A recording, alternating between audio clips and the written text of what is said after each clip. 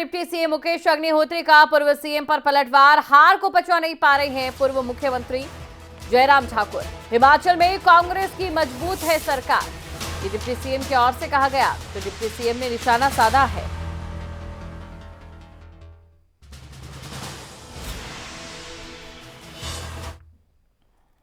हिमाचल प्रदेश की जनता ने जो मैंडेट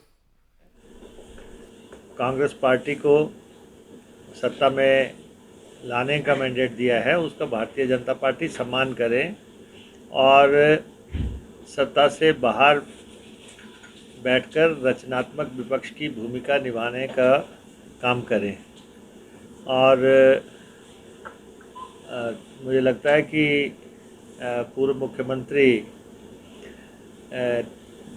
जो हार हुई है उसको पचा नहीं पा रहे हैं और इसलिए लगातार इस तरह का बयानबाजी कर रहे हैं। हिमाचल प्रदेश में कांग्रेस की बहुत ही मजबूत सरकार कायम हुई है, 40 हमारी सीटें हैं और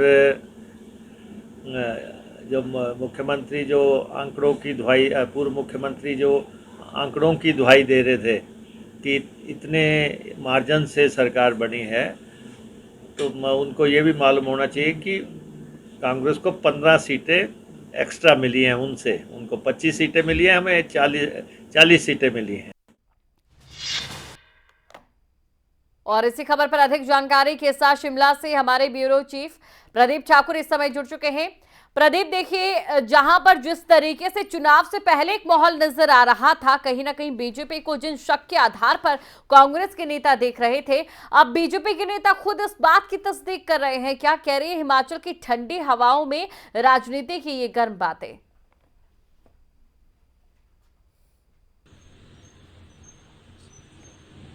बिल्कुल दीपशिका, देखिए, पूर्व मुख्यमंत्री जयराम ठाकुर पिछले कल इस चुनाव रिजल्ट के बाद पहली बार अपने जिला में गए थे, यानी मंडी जिला में गए थे और नेता विपक्ष बनने के बाद ये उनका पहला दौरा था। क्योंकि जब रिजल्ट आ रहे थे तो पूर्व मुख्यमंत्री शिमला में ही थे, उसके बाद वो अपने विधानसभा क्षेत्र भी नहीं गए और मंडी भी नहीं गए, तो उनका पहला दौरा था। और ऐसे में जो बड़ी बातें कही गई, उनकी तरफ से जो बयान दिए गए, उसको लेकर जरूर सियासी हलचल बढ़ गई है और आरोप प्रत्यारोप का दौर, एक दूसरे पर कह सकते हैं कि तंज कसने का वो वक्त जो है वो शुरू हो चुका है। डिप्टी सीएम मुकेश अग्निहोत्री ने एक एक बात पर आज कह सकते हैं कि जवाब दिया, तंज कसा पूर्व मुख्यमंत्री पर, यह भी कहा कि हार की हताशा है और ऐसे में अब ये हार स्वीकार करनी चाहिए, अच्छे विपक्ष की भूमिका निभानी चाहिए। हालांकि जब भी ऐसे सियासी हमले होते हैं तो कोशिश राजनीतिक जो लोग होते हैं, राजनेता होते हैं, वो यही कोशिश करते हैं कि जो उनके वर्कर हैं उनका मनोबल बना रहे। और पिछले कल के जो बयान है, मंडी में जो बात कही है, भाषण के दौरान ये बात नेता विपक्ष जयराम ठाकुर ने ये कही थी मंडी में कि जिस तरह से अस्थिरता का माहौल है कांग्रेस पार्टी में, तो ऐसा नहीं कि 5 साल बाद बीजेपी सत्ता में आएगी, उससे पहले भी आ सकती है। तो एक तंज कसा गया प्रदेश सरकार के ऊपर कि अब तक कैबिनेट भी नहीं बना पाए हैं, आपने जो एक एक्टिव होकर आगे काम करना था वो काम नहीं हो पा रहा है, क्योंकि सीएम और डिप्टी सीएम ही प्रदेश में हैं और कहां पेच फंसा हुआ है। तो जो कांग्रेस के भीतर की हलचल है उसको जनता के बीच ले जाने की कोशिश एक तरह से हम कह सकते हैं वो नेता विपक्ष ने यहां की है। लेकिन इसका जवाब जरूर डिप्टी सीएम मुकेश अग्निहोत्री ने दिया है और उन्होंने नसीहत भी दे डाली है कि अब आप रचनात्मक भूमिका निभाएं विपक्ष की, हमारी मजबूत सरकार है और जो काम कर रहे हैं, जो चीजें आगे बढ़ रही है वो धीरे धीरे करके आगे बढ़ रही है और ऐसे में जो ये हार की हताशा है वो नहीं होनी चाहिए। और उसके साथ साथ एक जो बड़ी बात पूर्व मुख्यमंत्री ने पिछले कल कही कि मंडी हमारी थी, हमारी ही रही, यानी 10 सीटें हैं मंडी में, उसमें 9 में बीजेपी को लीड मिली है। इस चुनाव में हम कह सकते हैं 9 सीटें बीजेपी के पास है। तो उस पर भी यहां पर डिप्टी सीएम का यही कहना था कि जो मंडी में आपके बात कर रहे हैं कि मंडी हमारी है, तो मंडी हमारी भी है, क्योंकि एमपी कांग्रेस पार्टी का वहां से है, प्रतिभा सिंह वहां से सांसद है और 2024 में हम मंडी को वापिस ला रहे हैं, अपने विधायक को कायम, अपने सांसद को वहां पर कायम कर रहे हैं, फिर से कायम कर रहे हैं। तो एक तरह से एक दूसरे पर जो हम कह सकते हैं कि तंज कसने का ये वक्त है, ये चला हुआ है और ये सभी जानते हैं कि इस वक्त कांग्रेस पार्टी के पास 40 सीटें हैं। तो ऐसे में फिलहाल हमें नहीं लगता कि कोई ऐसा अस्थिरता पैदा होगी, या जो मिशन लोटस की बात होती है, कई बार ऑपरेशन लोटस की बात होती है, उसको लेकर चर्चाएं रहती है। चुनाव रिजल्ट से पहले भी चर्चाएं चल रही थी। अभी भी भाजपा के लोग हैं, चाहे नेता हैं, बड़े नेता हैं, चाहे बाकी लोग हैं, वो यही कोशिश इसको बताने की कोशिश कर रहे हैं कि हम फिर से ऑपरेशन लोटस कर सकते हैं, जो कांग्रेस के अंदर की स्थिति बनी हुई है सरकार में, जो कैबिनेट नहीं बन पा रही है। तो ये एक दूसरे के ऊपर एक दूसरे को नीचा दिखाने की कोशिश, या एक दूसरे को की पीठ लगाने की कोशिश जो है वो एक तरह से हो रही है। हालांकि हम इनको एक दूसरे पर बार पलटवार जारी है और कहीं ना कहीं एक दूसरे पर जिस तरीके से जुबानी हमले यहाँ पर किए जा रहे हैं, लेकिन आम जनता के बीच किस तरीके का संदेश उसे लेकर जा रहा है। एक तरफ कांग्रेस की अगर हम बात करें, सरकार में अभी तक मंत्री नहीं है, और वहीं दूसरी तरफ अगर बीजेपी की अगर बात करें तो कोई ठोस मुद्दा अभी भी बीजेपी डिनोटिफाई करने के अलावा कोई उठा नहीं पाई।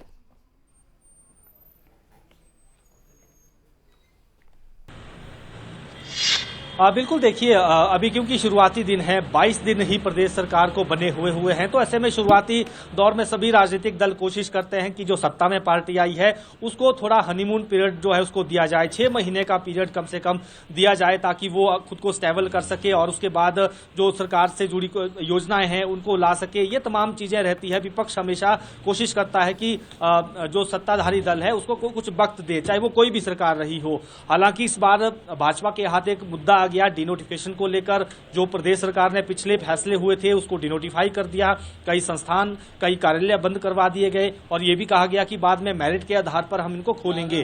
तो एक तरह से ये एक बड़ा सियासी मुद्दा भाजपा को जरूर मिला है, लेकिन फिर भी देखना ये होगा कि जो विपक्ष के तर्कश में कितने तीर जो है विपक्ष के पास हैं। तो ऐसे में ये विधानसभा का जब सेशन होगा, हालांकि इस बार ज्यादा गहमा गहमी नहीं देखने को मिलेगी, लेकिन फिर भी जो आखिरी दिन होगा उस दिन जरूर, जब राज्यपाल के अभिभाषण पर चर्चा शुरू होगी, उसमें जवाब विपक्ष की तरफ से भी और सत्ता पक्ष की तरफ से भी एक दूसरे पर जवाबी हमले बोले जाएंगे। तो उस दौरान देखना होगा कि बड़े मुद्दे लेकर विपक्ष किस बड़े मुद्दे को लेकर वहां सदन में आता है। लेकिन डिनोटिफिकेशन एक बड़ा मुद्दा रहेगा।